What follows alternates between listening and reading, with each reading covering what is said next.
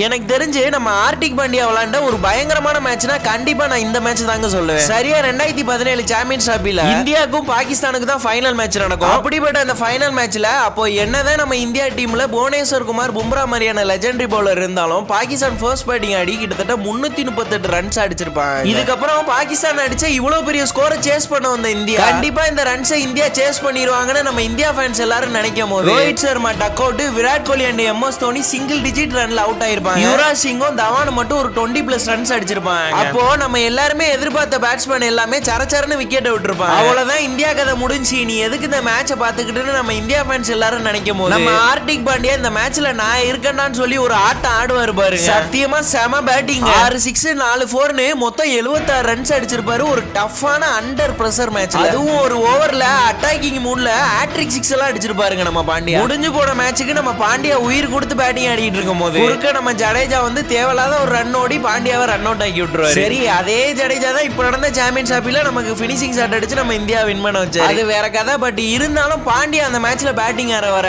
அந்த மேட்ச் நம்ம எப்படியாச்சும் ஜெயிச்சிடலாம் தான் நிறைய பேருக்கு தோணி இருக்கும். உங்களுக்கும் அப்படி தோணி இருந்துச்சுன்னா கமெண்ட்ஸ்ல ஆமாப்பான்னு டைப் பண்ணி விட்டுருங்க.